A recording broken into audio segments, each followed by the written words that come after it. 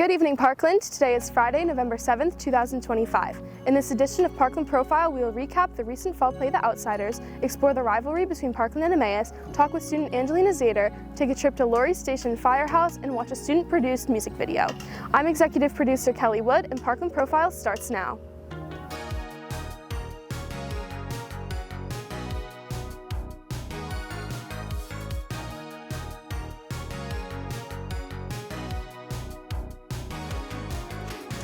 In this past month, Parkland students put on the iconic play The Outsiders. Business manager Siona Patek had the chance to speak with members of the cast and crew on what went into making this production possible. Hi Parkland! Recently the theater department put on the fall play The Outsiders. Here's a look at some of the members involved in the production.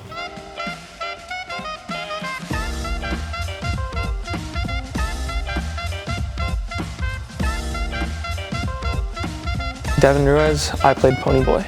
Madeline Ligas, and I was the stage manager. I'm Lila First, and I played Cherry Valance in The Outsiders. This was a chance for me to be in a lead role, and in other shows I've been ensemble or a role that isn't so big, and it's just fun to be on stage more and have more chances to act.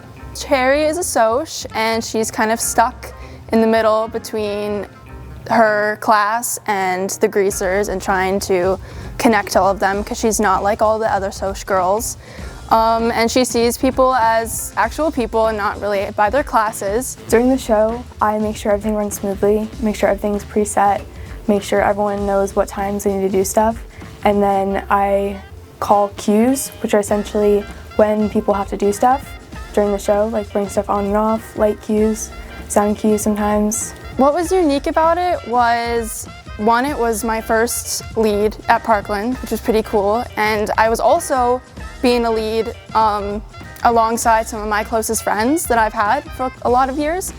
And it was really fun being in scenes with them and interacting with them, especially with Ponyboy, who I had most of my intimate scenes with. I've been friends with him for a long time, so that was really fun to explore that. One of my favorite moments during the show is during rehearsal when we run transitions and there's not much for the actors to do. So we would all talk and mess around with each other. And a memory that I'll hold on to, I think just the whole thing. I'm always going to be grateful that I got Ponyboy and that I was able to be in such a fun show with so many fun people. What was pretty unique is that we were going to do this for the ITS conference, so we had to make sure that the set was able to be stored and put on a cart rather than just tear it all down at the end. So we had to make sure that we could be stored and take up the least amount of space. It honestly solidified my confidence in myself, and it was just a really great experience and a role that I'm never going to forget. It was my final time stage managing a production, though it's not sad because we are doing an ITS conference, but it was just a great show and great cast and crew to close off my last time being a stage manager. So I'm extremely grateful for this experience. I'm very excited to redo it at ITS. I can't wait. From Parkland TV, I'm Siona Patek signing off. The A-Wing students weren't the only ones busy this month. Across the school in the athletic department, Parkland's undefeated football team had the task of taking down their rival team, the Emmaus Hornets. Senior producer Ali Fredrich made the trip down Cedar Crest to speak with players from both teams. One of the many traditions of Parkland is the Battle of Cedar Crest. This rivalry between Emmaus and Parkland has always been a long-standing event. It's always a high-stakes game, no matter the individual team's records. Now over to a look at key players on both teams and their mindsets going into this. I play defensive tackle. I play quarterback. I play a wide receiver, cornerback, punt returner, kick returner. I play running back and middle linebacker. What got me into football was probably my whole family, just a bunch of Division I athletes, it's kind of like a family thing. So my dad was the head coach at Lehigh football for a long time, and I've just always grown up with a big football background. My family's always loved football. My brother played football here, came through here. And I've just always loved football ever since I was a little kid. Honestly, I've been playing it my whole life. There's nothing that really got me into football. Just always been watching it my whole life and just decided to play at a young age, at the age of 5 years old. My dad played football at Lehigh University, so he's kind of been like my guide into playing football, and that's how it started. It's been like a hatred, honestly, since I was like little. So I just feel like that's just like one of the main things that like motivates me. Is just like growing up with like that such a strong just like motivation to like just be like better. Honestly, that's my motivation. You know, growing up playing for like the youth teams like South Parkland, North Parkland, whichever side you're on, they always preach that the rivalry's Lower Mac and Emmaus. It's always been that growing up. Ever since you were a little kid, you always have had that rivalry against Emmaus that has been brewing, and then it keeps going up all the way through middle school and now to high school where we are varsity, and it means a little bit more, definitely, for sure. Very intense. You know, this has been going on for years, and it's just like each year is always bigger and bigger, so it's always more of a rivalry every single year. I think I'm motivated for every game, but I think this one, you know, gives us a little bit extra juice, obviously, because it's our rival. The same way we prepare for every game, you know, like every game, the next game is the most important. So same way we prepare, we come in on Monday, we get film, watch, like, do all that stuff, have practice, you know, get a lift in, and then practice throughout the week. You know, every week we come in with a certain game plan. And you know, our coaches, we all do a great job of executing it. We don't let anyone like specifically like change things for us. We always come in with the same mindset. We know we're going to run our stuff. We're not going to let anyone like deter us from what we're going to do. So we're getting ready, and we're going to have a great week of practice, and we're going to be ready for Friday night. I mean, we're going to practice hard this week. You know, it's going to be a more intense football team because obviously we have 2 different records right now. Obviously, Parkland's undefeated, and we're obviously 4-5, so definitely just going to try to execute during practice, go 110% every single rep, and yeah. I think we just, you know, go in there defensively trying to get stops, and I think that if we get stops on defense, it really like pushes our offense to score and like, you know, leads to us winning the game. So I think defense is the start for us. No matter the outcome, the rivalry still stays strong. For Parkland TV, I'm Allie Fedrich. It's clear our students have a lot of Parkland pride. A great example of a student who reflects that Parkland pride is senior class president Angelina Zaiter. Now over to producer Maddie Powers with some words from Angelina on some of the activities she's involved in. We are excited to bring on Angelina Zaiter. Angie Zaiter is one of the most involved students here at Parkland High School, from class president to president of PAC and choir. Angie is an example for many of our aspiring students here at Parkland. So I've been singing my entire life, but being involved as far as school goes, I started singing in choir in 5th grade in elementary chorale. I chose singing over a traditional instrument in school because it allowed me to do a variety of other involvement activities. I do play piano outside of school as well, but it's not as rigorous as my commitment to singing. I think what makes our Parkland chorus so special is that it allows for a variety of students to participate. We have our during the day choirs that take up a class period in which athletes can participate, in which people with other after-school commitments can participate, and so in this way they can involve music in their day-to-day without having the same commitment as some of our audition choirs. But for the students who do wish to have this music aspect in their lives during and after school, they have that opportunity as well in our chorale. So a lot of the preparation is honestly just really loving singing, really loving the music, and really appreciating every hour, minute, and second you put into practicing. Most specifically, to get to the point of #1 for alto for me, which I'm honored to have been named, it took a lot of work with sight reading, which was definitely a struggle for me, which is when you are given a piece of music you've never seen before and you have to recognize the intervals between notes to be able to sing it for the first time ever. Honestly, for me, the role of production that stood out the most in my theater experience was my role as factory girl in Les Miserables. And while it was a supporting role, even an ensemble role, it was one of the most fun times I've ever had in musical, not only because of the quality of the show itself and the beauty of Les Mis as a story and as a music, but also because of the connectivity of the cast that I was fortunate enough to be a part of. We were all really good friends, and it made the long hours of rehearsing go by like seconds.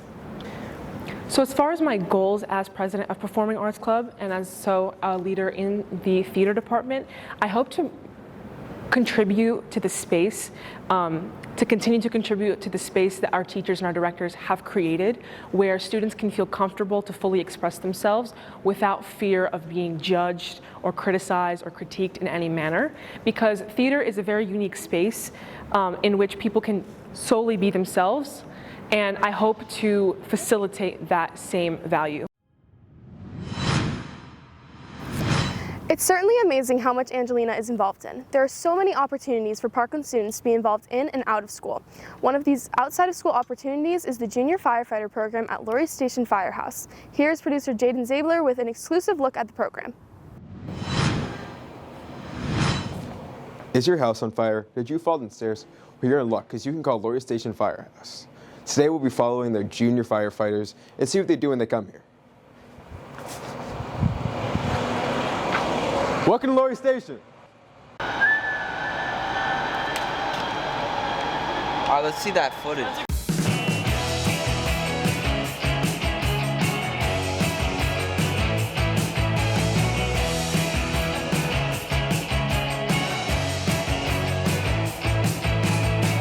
Do you want to be here? Yeah. Yeah? Are you so hyped for firefighting? Wait, what did you say? Are you so... What brings you here today? Because it's Monday.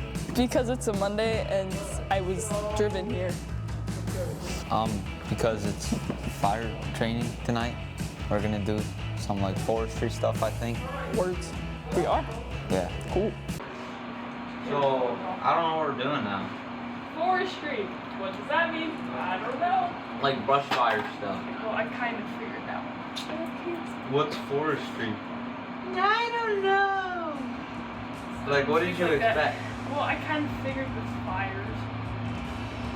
What occurred last time? Any story? Township You can't rescue hold training? an uncharged hose for more than 10 minutes? Yeah, because it's boring. No, because your shoulder got tired. Your shoulder's broken. No, it's not. So what you do as a junior firefighter, you're just pretty much a support person. And so 14 and 15-year-olds generally can't do much. You can really only grab stuff. Help out. You don't get to fight any fire or anything cool like that, but you just get to help out with, you know, the firemen rolling hose. Like waters or tools. Just grabbing tools. And there is a few things I'm pretty sure that we can do. Doing like setting up lighting if they need lighting to see, but like we also go through all the classes and we do go through training. Like we're here every Monday night and they let us do more than just what you would do as a junior on call. It's fun to do it and it helps you kind of develop early in your firefighting career. Where's your favorite place in the park?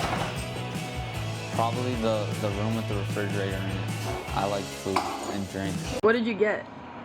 Dr. Pepper. Why is that your go-to? Yeah, because there's no food. It's just like drink. You see? Condiments. There's chocolate syrup. Okay. I'm not having it. Pretty good option right there. What's your, how long have you been firefighting? Maybe like 3-4 months. I don't know. Somewhere around there. No, over a year and like almost 2 months? You have favorite memories so far? Doing. I like breaking windows, so like that or like the song, bruh. I guess just cutting apart a car, taking the roof off the car and training. That's pretty much it. What do you enjoy about being a firefighter? Everything. I like the people. And It's just kind of a place to learn and develop in your fire career. So yeah, firefighting school, and you should do it if you want to. Unless you're annoying, then don't do it. Yeah, and if you don't like fire, that's like self-explanatory. I guess if you want to have a good time, then do firefighting. Thank you for learning about the junior firefighters with us. Make sure you support your hometown heroes. From Parkland TV and Film, I'm Jaden Zabler.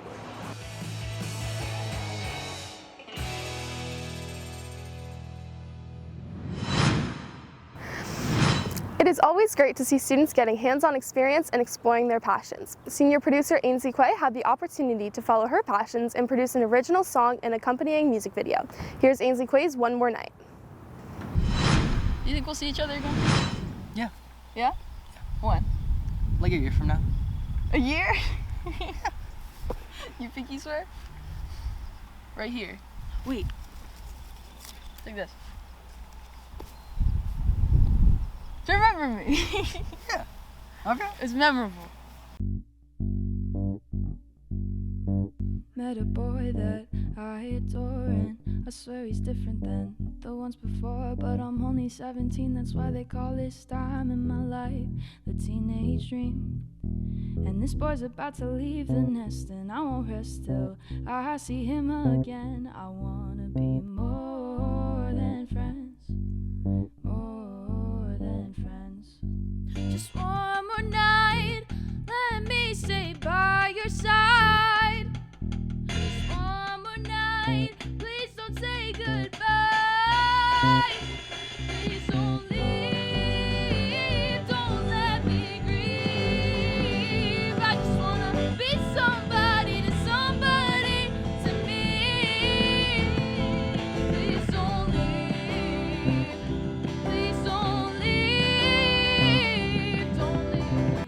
I don't wanna watch another lover walk out the door, 'cause babe, you better bet. Yes, I've seen this film before, and it always ends with learning and hurting and yearning for more.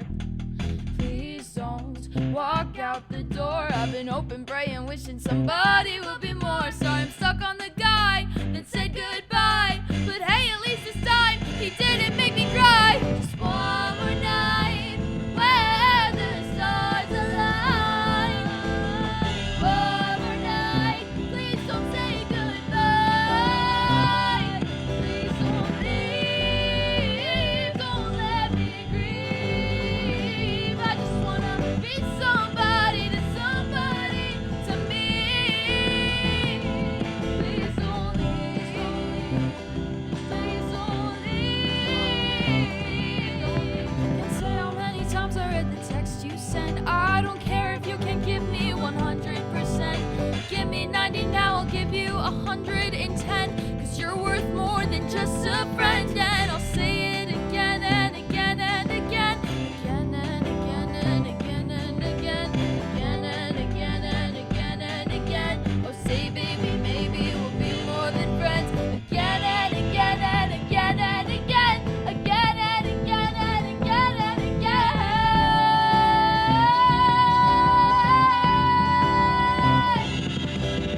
One more night, let me stay by your side. One more night where the stars align.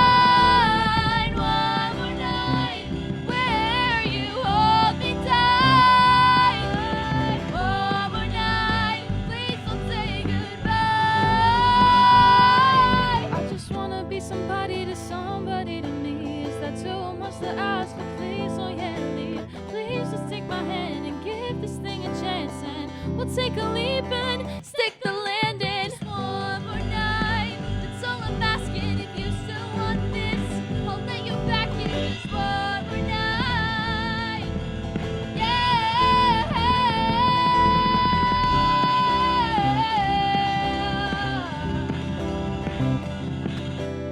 So dear lover, the boy with the brown eyes, just give me till tomorrow sunrise before we say goodbye.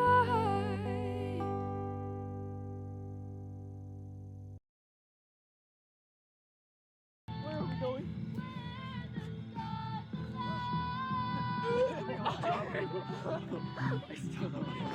I've done that before. Excuse me. Excuse me.